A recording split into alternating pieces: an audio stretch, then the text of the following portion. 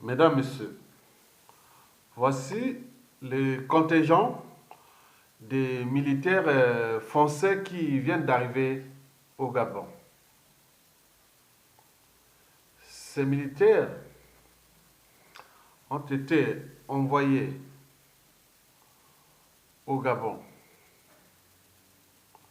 par le Big Brother actuel de la France, Emmanuel Macron. Il vient d'envoyer un contingent de militaires au Gabon.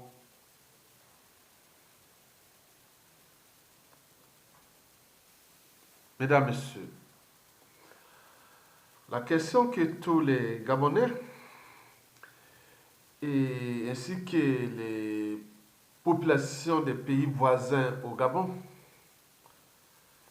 c'est-à-dire les pays de la CEMAC, est de se demander pourquoi Emmanuel Macron envoie-t-il ce contingent de militaires au Gabon. Macron doit-il expliquer aux Gabonais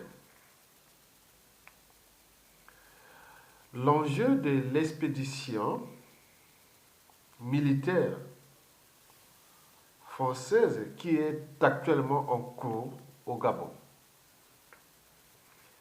Mesdames, Messieurs, hier, 15 novembre 2018, hier 15 novembre 2018, à l'aéroport international Léomba de Libreville, au Gabon, on a vu débarquer ce contingent de militaires français qui déjà à l'échelle du Gabon, on appelle des mercenaires français. Mesdames, Messieurs, la question que les Gabonais ainsi que les populations des pays voisins du Gabon et notamment ceux du Congo-Brazzaville, de la Guinée équatoriale et du Cameroun se posent est de savoir pourquoi ces contingents militaires français au Gabon. Il me semble qu'il y a déjà une base militaire française au Gabon. Mais pourquoi ces renforcements des contingents militaires? Bien sûr, il y a un coût. Le coût est de quel côté? Du contribuable français qui n'a pas demandé qu'on envoie des militaires dans un pays qui n'est ni en crise, ni en guerre. Et donc, pour qu'on envoie là, c'est qui s'occupe du coût de ce contingent supplémentaire militaire français? Est-ce que c'est dans le budget de la France, ou l'argent du contribuable français, ou sous le compte du Gabon? Est-ce que c'est sur invitation du Gabon? Est-ce que c'est une décision impérialiste? On dit oui, nous on décide, bon, on arrive là, et voilà, pour dans un pays qui n'est ni en crise, ni en guerre. Mais qui paye l'ardoise? L'ardoise, là, qui la paye? Est-ce que c'est les contribuables français, alors qu'on dit que bon, il y a les problèmes du budget, des coûts du budget français, la dette et compagnie, mais pourquoi cette lourde opération et qui sert à quoi? Mais si c'est le Gabon, mais qui a-t-il invité ce contingent militaire? Au Gabon, il n'y a pas une armée au Gabon. Il n'y a pas l'armée gabonaise. Un pays qui n'est ni en crise, ni en guerre. Et on envoie débarquer un contingent de militaires français. Et qui certains appellent déjà le contingent des mercenaires français. Est-ce que nous sommes au centre du néocolonialisme à Bizet? C'est la question que tout le monde se pose parce que cette intrusion des contingents militaires français est mal vue dans toute l'Afrique francophone, et notamment dans la sous-région du bassin du Congo, au Congo, Brazzaville, au Gabon, au Cameroun, au Tchad et en Centrafrique. Je parle de population, je ne parle pas de dictateur. Parce que cette zone est à 100% contrôlée par des sous-préfets France-Afrique. Cette zone est à 100% contrôlée par des régimes politiques à caractère liberticide, antidémocratique, antisocial, criminogène et voire d'appropriation de ces pays comme leur propriété privée et pour les transmettre comme des dynasties. Et la France d'ailleurs a toujours encouragé ce comportement décivilisé et qui nuit gravement à l'évolution du continent africain à cette échelle de l'Afrique centrale, et notamment dans la zone CEMAC, la communauté économique et monétaire d'Afrique centrale, qui aujourd'hui, malgré ses ressources naturelles énormes, est aujourd'hui en retard et le dernier d'Afrique, à cause de ces pions, de ces sous-préfets France-Afrique. Mesdames, Messieurs, cette présence militaire supplémentaire française cache-t-elle une opération antidémocratique, anti-souveraineté du Gabon à venir contre le peuple gabonais? Mesdames, Messieurs,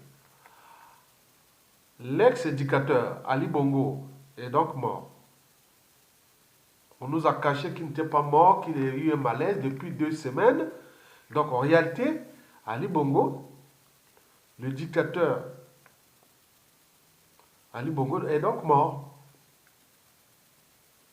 C'est une preuve supplémentaire qu'il se prépare quelque chose.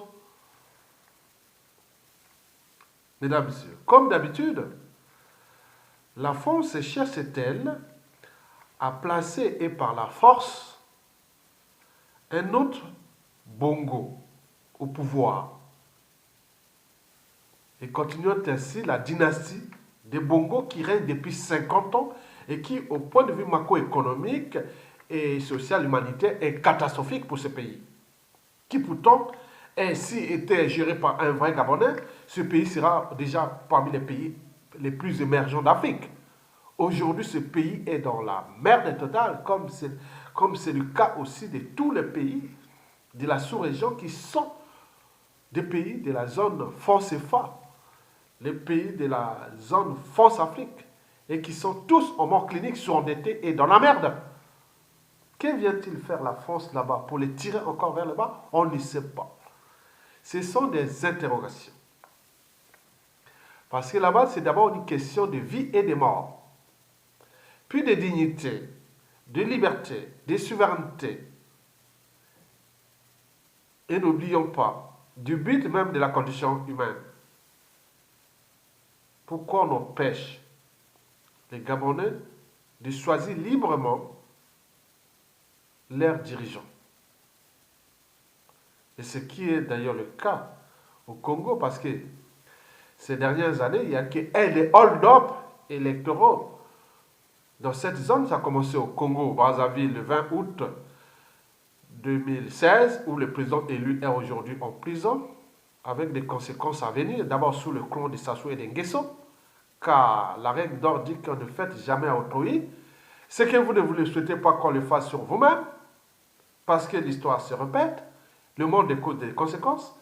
Et puis, nous sommes arrivés au Gabon, le 27 août 2016, pareil, hold up, Ali Bongo est mort, peut-être qu'on cherche à placer un autre Bongo ou un membre du clan de Bongo, contre la volonté du peuple. Est-ce que ça va encore se faire? Au moment où nous sommes dans la culture générale, c'est-à-dire la culture globale, où tout le monde voit tout le monde, où tout le monde ne veut plus se laisser faire. Ce qui s'est passé d'ailleurs au Cameroun le 7 octobre 2016 avec Paul Biya, 85 ans, 36 ans au pouvoir, a conspiré contre le professeur Maurice Kamto, contre le peuple, toujours en zone France-Afrique, et jamais en zone anglophone d'Afrique. Mesdames, Messieurs,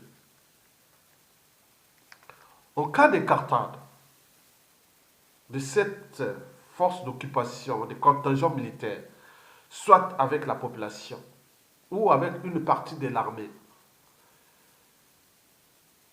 qui dira que la France ou cette oligarchie politico-affairiste française, ou diront cette France-Afrique, est structurellement et potentiellement problématique aux libertés fondamentales, à la souveraineté de ces peuples,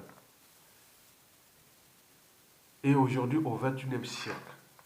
Non, la France doit arrêter les néocolonialismes abusifs. Mesdames et messieurs,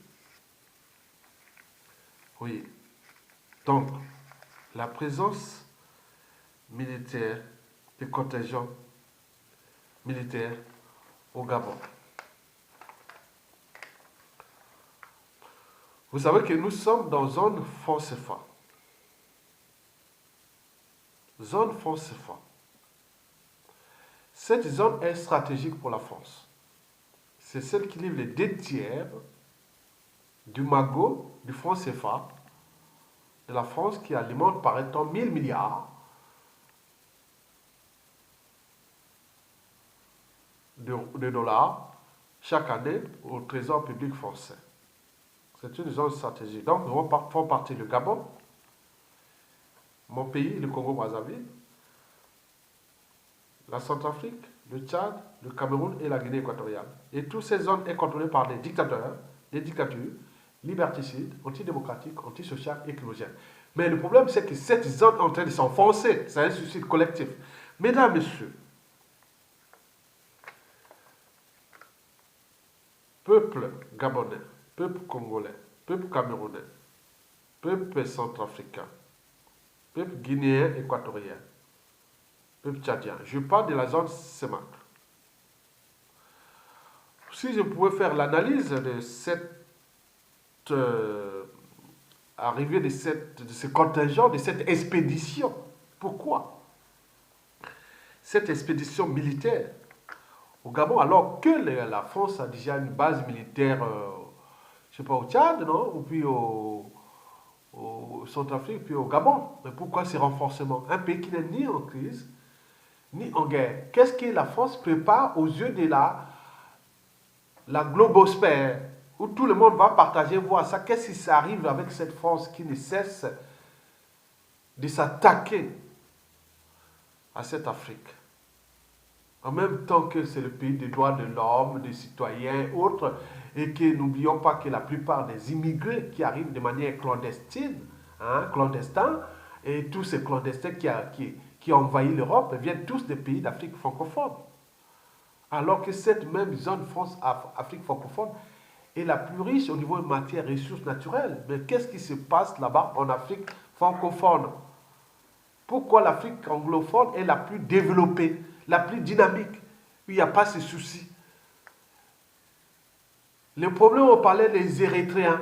Maintenant, l'Éthiopie, tu viens de régler leurs problèmes.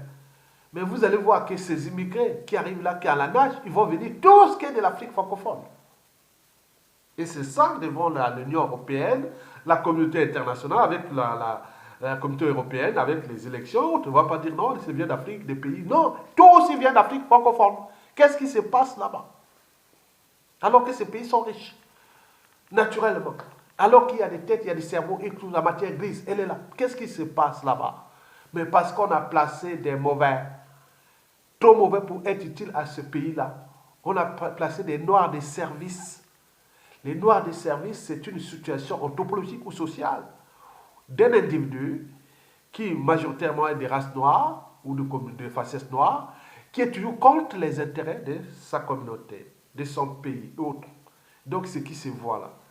Mais souvent, c'est quelque part les gens qui ont été choisis ou cooptés ou sélectionnés en tenant compte déjà de ce que le code noir avait déjà établi.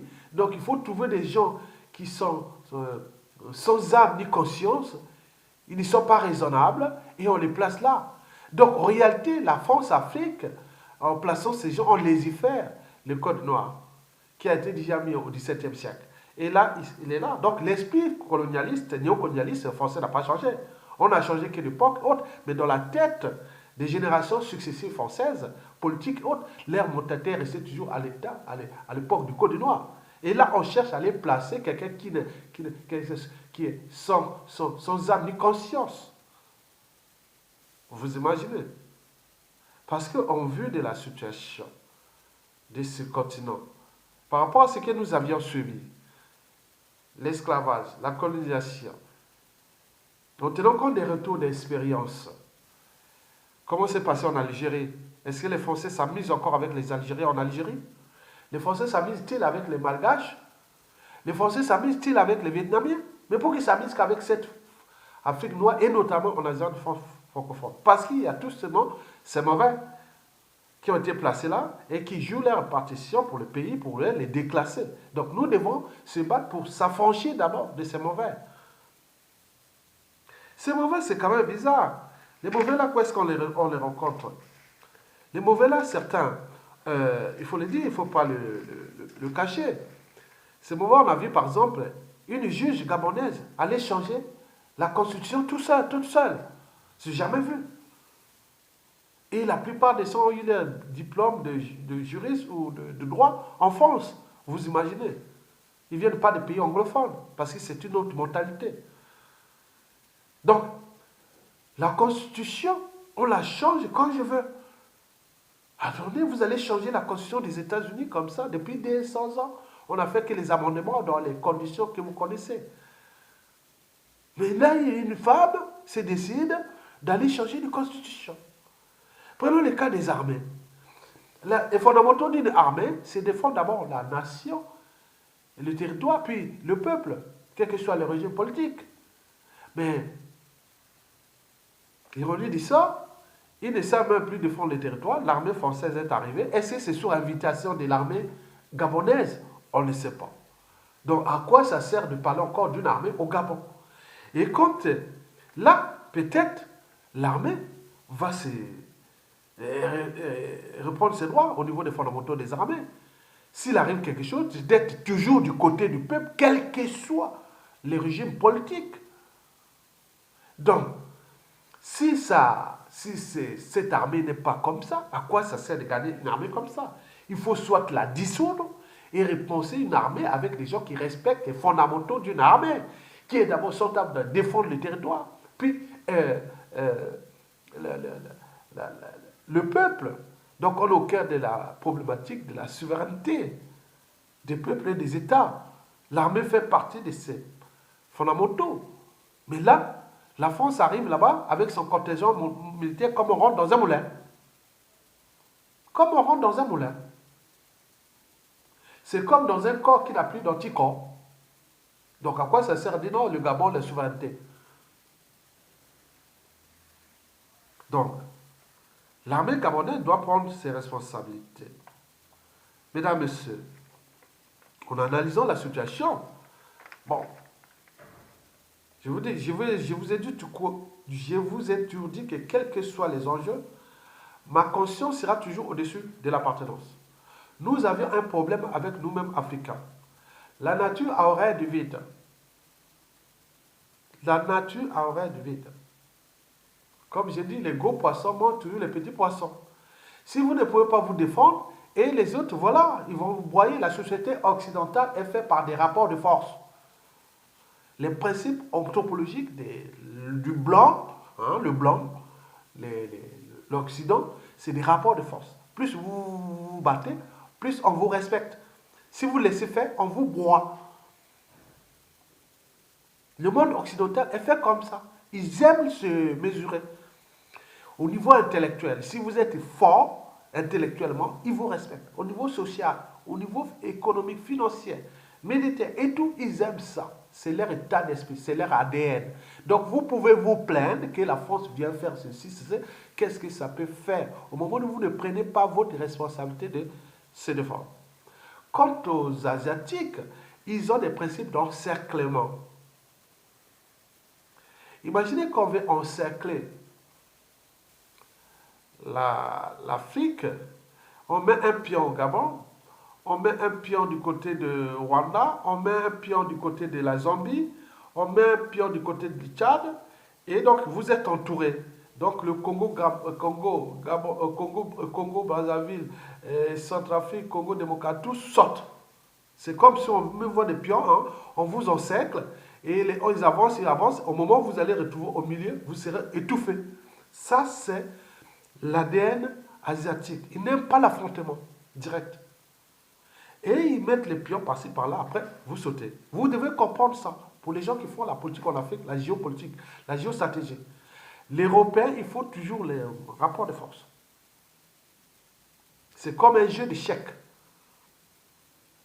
L'asiatique, c'est pas ça. Donc, c'est un petit truc on se cache, on se. Voilà. Et après, boum.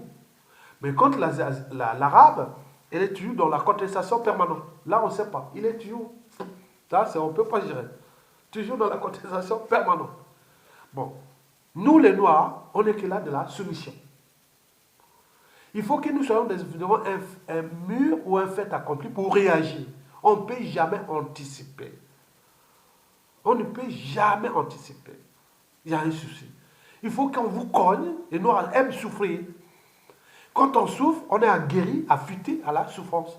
Et quand on souffre à ce moment, oh oui, et après on commence à rire. Alors que les autres sont constamment en avance. Vous voyez par exemple ici en Occident, que je suis depuis des années, et je vous dis sincèrement, ici, il arrive un souci. Au peuple français, par exemple, occidental, vous voyez, à chaque fois, ils se sont suturés. Manifestation, parfois, ils peuvent bloquer tout un pays. On n'est resté rien du tout. Ils se suturent. C'est des peuples suturés, organisés. Et nous sommes des peuples plus ou moins suturés, plus ou moins organisés. Et ce qui nous manque, on manque de courage, alors que les autres ont l'ADN du courage. Et nous, dans la population gabonaise, par exemple, il y a moins de gens qui sont courageux. Dans toute la sous-région, nous sommes des moutons. Les moutons, les peuples des moutons par rapport aux autres peuples. Les peuples des moutons, c'est quoi? Comme nous sommes des peuples des moutons. Parce que c'est des peuples plus ou moins intelligents, plus peu structurés, moins organisés. Le pire, ils ne sont pas courageux. C'est des peuples de jusseurs, des peureux heureux, des lâches heureux, des peuples qui s'indignent sans rien faire. C'est des chiens qui aboient sans jamais mordre. Et nous allons voir maintenant avec cette situation du Gabon, si l'armée gabonaise est capable de prendre ses responsabilités. Est-ce que la classe politique gabonaise est prête à prendre ses responsabilités? Le Gabon n'est pas un village. Ce n'est pas quelque chose qui appartient à une tribu. Ce n'est pas quelque chose qui appartient à une famille. C'est une nation. Une nation est éternelle, appartient au peuple gabonais. Et donc ce peuple-là, n'importe qui a la volonté, l'esprit dans ses droits et devoirs d'être citoyen gabonais peut prendre le pouvoir, mais de manière légale. Mais là, on n'est plus dans la légalité. On est dans la conspiration contre le peuple gabonais. Et donc, par conséquent, vous devez éviter ça. Pour en arriver là, vous devez d'abord éveiller l'esprit du courage. Il faut des sacrifices. Tous les peuples du monde sont arrivés à avancer, il faut du sacrifice. Dans le sacrifice, vous pouvez surmonter des épreuves et construire un socle qu'on appelle l'unité nationale. L'unité nationale ne se décrète pas. Ça se construit dans un socle. D'abord, des épreuves qu'il faut surmonter. C'est comme dans la vie. En amour, on surmonte les épreuves. Et après, on s'aime. À l'école, on surmonte des épreuves, c'est-à-dire on passe des classes. Nous, on a surmonté les épreuves, par exemple, à l'école. Je suis passé de l'école primaire, collège, lycée, et je suis arrivé à l'université, première année, deuxième année, quatrième année, cinquième année, bac, plus que j'ai. Bon, donc, vous voyez déjà ça. Bon, donc, la vie, c'est comme ça. Et donc, là, nous sommes en présence historiquement, quand il y a eu la fin de la décolonisation, le Gabon voulait rester département français. C'était Léon Mba qui voulait le département français. Mais contrairement à Léon Boganda, en Centrafrique, qui voulait l'unité de toute cette ex-colonie française, l'Afrique équatoriale française, dont la capitale était dans la ville que je suis né chez moi, à Brazzaville. Je suis né à Brazzaville. Et donc, chez moi au Congo-Brazzaville. Et donc, ils voulaient la capitale soit à Brazzaville ou à Bangui. Et donc là, Léon Mba avait dit non, moi je veux être rester français. Et les Français ont dit non, non, non, non, non, vous allez diviser. Parce que pourquoi? Parce que divisant ces pays-là en plusieurs morceaux, ça donnait à la France le droit, au droit de veto. Hein, droit de veto que la France est au Conseil, membre permanent du Conseil de sécurité. C'est grâce à ces pays-là, diviser les pays-là, c'était comme ça. Donc le Gabon, malgré qu'il a laissé le Gabon quand même euh, pays soi-disant indépendant, mais le Gabon, est, pour la France, est toujours dans la mentalité de tous les Français, hein, les classes politiques françaises. Le Gabon, c'est comme une préfecture. C'est comme, je ne sais pas combien de préfecture de là. C'est une préfecture, c'est un pays, c'est la France. Même si c'est indépendant, mais ils considèrent ça comme la France.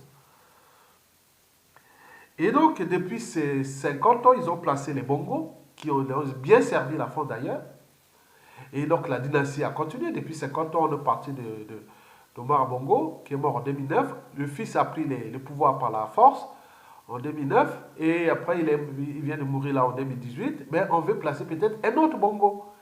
Mais, donc, la France, pourquoi? Parce que la France est en face de ses intérêts majeurs, les intérêts vitaux. Parce que la France a peur de perdre le Gabon. Parce qu'en perdant le Gabon, ça peut être un effet d'entraînement déjà dans toute cette sous-région. Je dis que mon âme est consciente que ma liberté de conscience sera toujours au-dessus de l'appartenance. Je vous explique ça. Donc pour la France, le Gabon est vital. Ce n'est pas seulement du point de vue énergétique, mais du point de vue stratégique aussi. Parce que s'il perd le Gabon, au mains des vrais Gabonais, il risque d'avoir un effet d'entraînement dans toute la sous-région. Et donc, par conséquent, la France met tous ses moyens pour que celui qui arrive au Gabon, que lui, contrôle toujours, comme une préfecture. Et c'est les raisons pour lesquelles, à chaque fois que les Gabonais ont voulu se soulever, ont voulu se lever, et la France est venue les mater, avec la complicité des mauvais, hein, des mauvais, de ces noirs de service qui sont toujours là présents, parce que nous avons quand même au sein de notre communauté noire une densité de noirs de service. Donc, ces gens qui sont là toujours au service des autres. Comme le disait Ketia Banga, qui avait écrit un livre en 2012, jeune congolaise, de Pointe-Noire, hein, originaire de Pointe-Noire, au Congo-Brazzaville, ville pétrolière qui est aujourd'hui dans la mer totale, comme Port-Gentil et compagnie. Bon, donc, elle avait écrit un livre que l'ennemi du noir, c'est le noir lui-même. L'ennemi de l'Afrique, c'est l'Africain lui-même. Parce qu'il existe une certaine mentalité et qui nuit gravement à l'évolution du continent noir. Parce que les gens sont toujours capables de servir les autres contre nous-mêmes. Parce que la France, dans ce pays, si les gens pouvaient s'élever, si arracher une deuxième indépendance, oui, la première on l'a donnée, mais il faut l'arracher, mais non la vraie indépendance.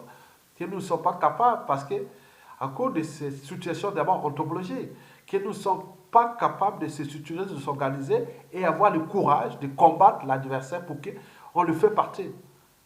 Et après, il revient pour nous respecter. Comme vous voyez, la dernière fois, le Premier ministre Édouard Philippe est allé au Vietnam pour signer les contrats de 10 milliards de dollars. On voit qu'il respecte les Vietnamiens. Même si j'ai appelé un ami vietnamien qu'on se connaît depuis que j'étais à la faculté des sciences, quelque part en province, en France. Et il a dit non, mais l'argent là, c'est bon. C'est pour l'argent du parti va aller au cadre du parti vietnamien. Bon, bref, on rigolait sur ça. Bon, bref. Donc, on respecte. Parce que les Européens aiment respecter. C'est comme la dignité. Si tu n'es pas digne, personne ne te respecte. Donc vous devez vous battre pour qu'on vous respecte. Au lieu de pleurer, de crier, de s'énerver dans les émotions après. Parce qu'on ne gère pas des situations pareilles par des émotions. L'émotion, c'est passager. On peut tomber, on peut avoir une émotion d'une jolie femme, on se dit, ah tiens, ou un beau mec, ou comme on voit dans l'amour, hein, tu vois. Donc, il faut franchir la barrière supérieure. Parce que la vie n'est pas qu'émotion. La vie peut être aussi sentiment et surtout la raison. De réfléchir, de douter, de se battre, de se combattre, et voilà. Donc la France applique ces principes. D'abord, qui sont d'abord l'ADN européenne, faut se battre. Ils vont se battre contre les Gabonais. Si vous êtes fort, vous allez au bal. Mais si vous vous laissez écraser, tant pis. Il a écrasé au Congo-Brazzaville en plaçant un mobile qui s'appelle Sassou Nguesso, qui n'est pas éternel, qui est là-bas. Les gens cherchent les moyens, tous les moyens pour les détonateurs, d'abord endogènes, c'est-à-dire national, et puis périphériques, pour le faire partir. Avec des conséquences à venir, parce que je vous l'ai dit que la règle d'or ne fait jamais autrui. C'est que vous ne souhaitez pas qu'on le fasse vous. Parce que, à la suite de Sassou Nguesso, là-bas au Congo, ben, ça va être dur pour les clans de Sassou Nguesso. Bon, donc, je ne sais pas si au Gabon, ils tombent aussi pour ça. Donc, c'est la raison pour laquelle ils se maintiennent avec les moyens colossaux dont ils ont disposé de ces États-là, qui sont des régimes déjà illégaux, illégitimes, n'ont jamais reçu mandat. Donc, ils utilisent les moyens colossaux de l'État, des armées, de la police, du renseignement, des comptes publics, des administrations, de la diplomatie, des lobbying et autres. C'est illégal. Donc vous devez dire que non, moi je suis citoyen. Quand vous êtes citoyen gabonais, vous avez des droits et devoirs d'être citoyen gabonais. Donc vous pouvez mourir pour votre pays. Ne vous laissez pas faire. Au moment où vous prenez le contrôle, vous allez jusqu'au bout. Lâchez pas. Les gens les lâchent, les gens qui se plaignent, laissez-les à côté. Ils sont là pour être dirigés ou dominés. Mais moi, vous, on ne peut pas se faire dominer. Donc il faut se battre. Donc la force vient défendre ses intérêts vitaux. Parce que dans cette sous-région, il y a le problème du CFA qui nourrit, c'est la vache à lait de la France. Si elle perd là, ça risque d'avoir des perturbations sur l'économie française et surtout les comptes publics français. Il y a aussi les droits de veto, il y a beaucoup de trucs, de stratégies. Je ne vais pas vous dire, c'est dans les trucs qui ont été signés dans les accords pendant la période d'indépendance. Que je vous ai dit que Léon Bas voulait rester, voulait dire que je reste département français. Et qui, dans la majorité de Français, les Gabon est toujours une préfecture française, malgré qu'elle soit un pays indépendant. Donc nous retrouvons devant ces faits accomplis parce que si Ali Bongo est mort, bon, donc on peut se retrouver sur des situations parce que nous avions entendu parler des membres du clan qui ne veulent pas lâcher les morceaux. Hein. Ils ont les moyens de l'État qu'ils ont acquis de manière illégale. Ils sont en train de travailler là de façon dure contre les peuples gabonais. Hein. Donc, on peut se retrouver dans une situation où la France pourra peut-être imposer un Ali Bongo, hein, un autre membre de la dynastie, un autre membre du clan de Bongo. Bon, et à ce moment-là, l'affrontement est obligatoire. C'est un pays qui est fouchu. Parce que 97% de la population veut en découdre avec la dynastie des Bongo. On dit tout sauf la dynastie des Bongo. Ils doivent partir. Ils sont venus exploiter ce pays. Ils nous laissent ce pays tranquille. Mais ils n'entendent pas raison à ça parce que c'est des lignées des noirs des services, de ces mauvais. Donc ils vont continuer à faire ça. Donc ils vont se battre. Donc c'est un affrontement entre le peuple et autres. Donc là, la France veut venir être là comme pour faire le jeu. Parce qu'il a déjà choisi son corps, mais il fait le jeu. C'est comme si on peut être pompier et pyromane. La France, là, est comme pompier et pyromane. Tout simplement. Ils ne viennent pas comme pompier. Non, on ne l'a pas invité. Qui l'a invité? Il y a une note pourquoi ils arrivent. Donc, on est dans le néocolonialisme abusif. Donc, il risque cette année, la France risque de placer un membre du clan de Bongo. Ou contourner, d'abord placer un valet, et après peut-être l'assassiner ou le faire les trucs, ou transition après. Donc ils ont tous les scénarios. Donc le peuple doit prendre ce problème-là à bras le cœur. Parce que si vous ne relevez pas le défi, vous êtes parti pour la dynastie des Bongo juste pour 50 ans encore. Et donc le peuple là-bas doit se préparer et pas se préparer et passer maintenant à l'action aujourd'hui. Vous avez dit qu'on a fait un coup d'État constitutionnel. Du jamais vu. Ça se passe qu'en Afrique francophone. Mesdames, Messieurs. Bon, le problème c'est que cette armée qui arrive, les contingents, est-ce que c'est pour protéger les Bongos? Sous le prétexte qu'on vient protéger les ressortissants français? Sous prétexte que pour les accords militaires, maintenant, le pays n'est pas encore en crise, n'est pas encore en guerre. Au lieu de stabiliser les choses naturellement, qu'il est mort, il y a eu une élection qui s'est passé. On me semble que Jumping a été élu et qui prend ses responsabilités, ou, à défaut, demander une période de transition pour refaire les élections. C'est tout, simplement. D'abord, annoncer qu'Ali Bongo est mort, pour qu'on cache tout. Donc, quand il y a flou, quand c'est flou, il y a un loup qui tire les ficelles. C'est toujours la France-Afrique et le clan de Bongo. Point barre. Donc, ils sont là dans le jeu là, mais qui risquent d'avoir des impacts énormes. Parce que le risque d'une poudrière, d'une guerre civile et d'une poudrière au Gabon est annoncé. Le pays est descendu très bas. Ces gens-là sont venus exploiter ce pays de manière abusive. Donc, ils veulent les sucer jusqu'à la moelle. Donc, ça ne va plus avancer avec ces gens-là. Il n'y a pas d'issue avec la dynastie de Bongo dans ce pays. Rien du tout.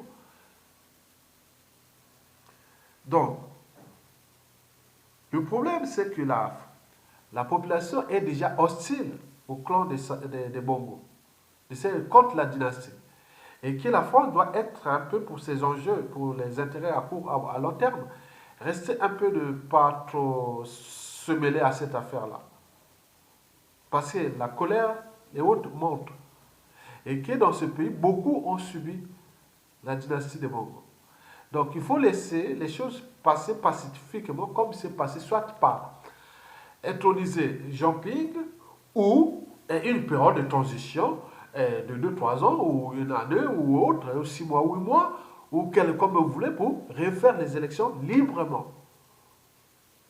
C'est ça. Mais pourquoi on veut toujours placer des pions, alors que le peuple là-bas ne veut plus de ces pions?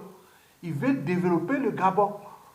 Et comme toute cette sous-région, qui est aujourd'hui bloquée comme ça, nous sommes bloqués.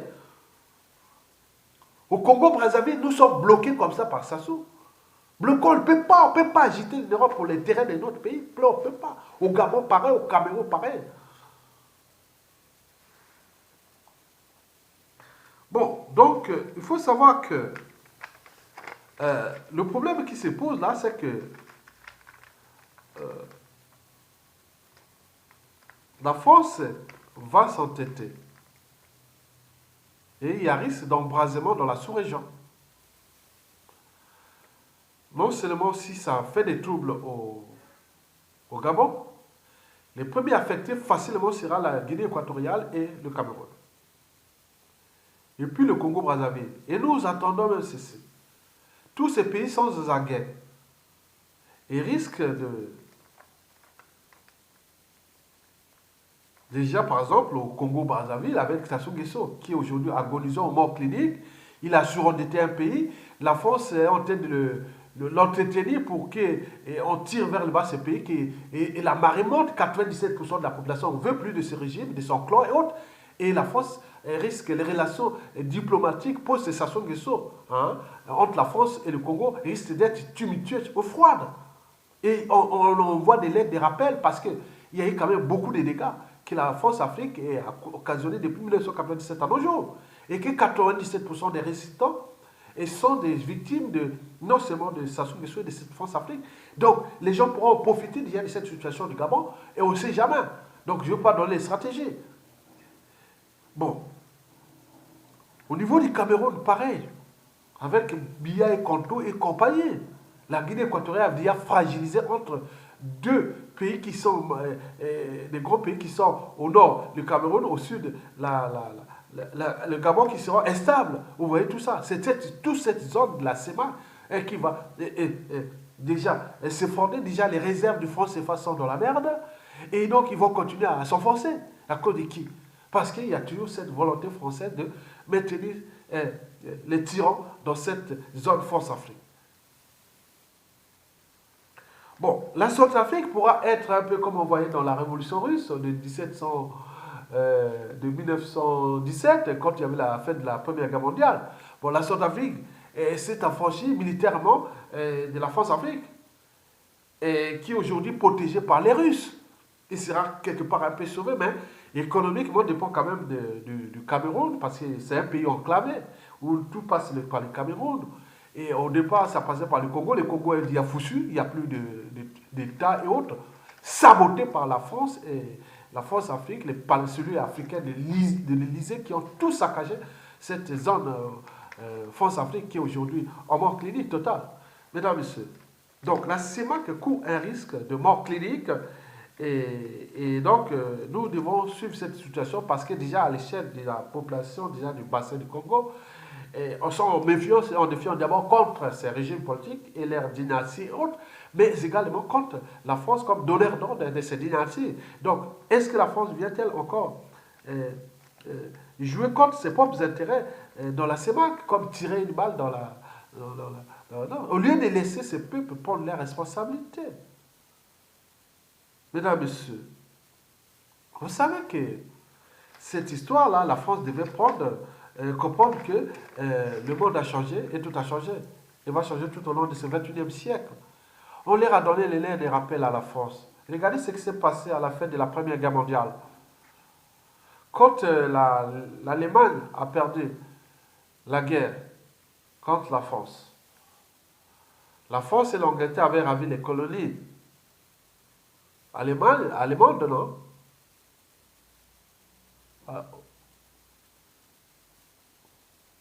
Au début des années 20. Mais l'Allemagne, depuis ces années-là, est toujours la première puissance économique d'Europe. Elle est toujours la 4e puissance économique du monde. Il n'y a pas de monnaie coloniale comme l'est la France, qui se bat pour sa monnaie coloniale en maintenant des dictateurs, France-Afrique. L'Allemagne n'a pas de base militaire en Afrique, mais elle est toujours là, et tout compagnie. L'Angleterre que vous aviez partagé, les colonies allemandes au début des années 20, mais la Grande-Bretagne, en décolonisant ces ex-colonies d'Afrique dans les années 60, comme la France d'ailleurs, et jusqu'aux années 80, la Grande-Bretagne n'a plus jamais conspiré contre la volonté de ses peuples. Mais pourtant, elle est là toujours présente en Afrique anglophone. Elle cherche même à renforcer ses relations, mais au niveau politique, la volonté des peuples, on ne va pas aller conspirer, demander à une salope présidente de la Cour constitutionnelle de modifier la Constitution comme elle le veut. Et donc, il y a du dynamisme en Afrique anglophone. Parce que les alternances politiques, c'est permanent. Même s'il y a des anthropologies endogènes, et des consciences un peu réfractaires, qu'on a pu voir par exemple au Kenya avec l'histoire de Kenyatta et autres, mais c'est rare. Et vous voyez, on a vu un peu le dictateur là en Ouganda, oui, mais le reste, il n'y a pas grand-chose. Il y a les alternances. Mais là, on cherche des dictateurs en Afrique, il n'y a que l'Afrique francophone. À cause de quoi? Parce qu'on parle d'intérêts vitaux de la France. Au lieu de transformer ces mentalités, dire non, passer des étapes, dire non, mais les intérêts vitaux sont là, mais nous pouvons laisser libre cours à ces pays de choisir ce qu'ils font pour qu'ils appliquent au moins le droit, parce que la plupart de ces trucs, des droits, les élites, cadres civils, politiques et militaires ont étudié en France. Mais qu'est-ce qu'ils appliquent là-bas en Afrique? Il n'y a rien, c'est rare. On ne peut pas voir au niveau de la Constitution, déjà c'est caduque comme ils appliquent là-bas. Les armées, pareil. Mais à quoi ça sert d'étudier encore dans les pays francophones ou en France? Pour aller appliquer quoi? Donc, l'enjeu est là. La France doit se transformer. Dire non, la situation du Gabon doit être cas d'école. Ne pas intervenir. Laisser, parce qu'ils attendent, selon leur constitution qui a été fabriquée, la constitution de Bongo, 30 jours. Si on n'annonce pas la mort de Bongo, il doit avoir une élection. Ou, si on veut, on peut dire Pingani a pris le pouvoir, voilà. C'est tout. Éviter qu'on arrive à des crises, à des guerres. Pourquoi on veut les peuples qui sont déjà meurtris, tirés vers le bas, on veut qu'il y ait dans le bazar. Et la France envoie là-bas pour aller allumer le feu. Et que Sassou Nguesso au Congo, il est déjà ici, il va jouer maintenant le rôle de représentant sur la crise gabonaise. Il a foutu le bazar au Centrafrique. La France-Afrique s'est affranchie déjà de Sassou Nguesso. Là, il va-t-il trouver un terrain de jeu au Gabon pour aller faire quoi? Chargé de paix, chargé de quoi? Il rêve déjà de ça. Donc les Congolais, les Brazzaville, prenons notre responsabilité. Comme au Gabon, ils sont en train de prendre, au Cameroun, partout.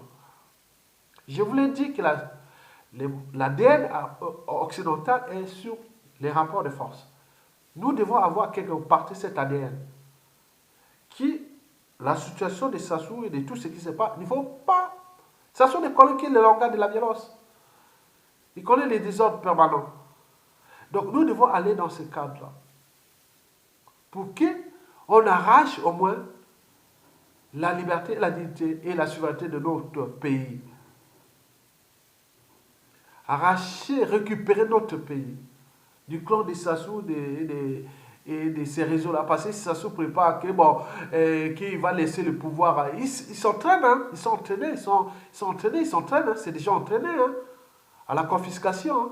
Ils s'entraînent pour qu'ils laissent ce pays-là à Denis Christelle Sassou Nguesso et là-bas à son petit-fils Denis Omar Bongo. En faisant le jeu, en faisant d'abord placer un valet comme ça, ou même mettre jumping, après il va le dérouler du jumping, et après autre, il peut même être assassiné, il peut même faire ceci, pour que le Congo, on met des Denis Christelle Sassou Nguesso, et le Gabon, on met de petit-fils Omar Bongo. Vous croyez ça? Donc, mais ils ne sont pas des amateurs. Ils ne dorment pas. Ils travaillent contre les peuples gabonais et congolais. Ils travaillent contre la communauté africaine, contre les Noirs. Ils sont là, ils travaillent. Au moment où vous êtes tenté de crier, de honte, non. Les agents de l'homme doivent faire de tout sorte qu'il arrive du surplis que, oui, Sassou est arrêté, Sassou est neutralisé. Il n'y a plus rien à faire. Il n'y a que ça. Je ne sais pas quelqu'un qui se dit militaire au nord, après Sassou Nguesso me dit, ah mon frère, mon ancien copain, je suis commandant, je suis colonel, je suis ceci. Moi, ça ne me dira rien. Rien du tout.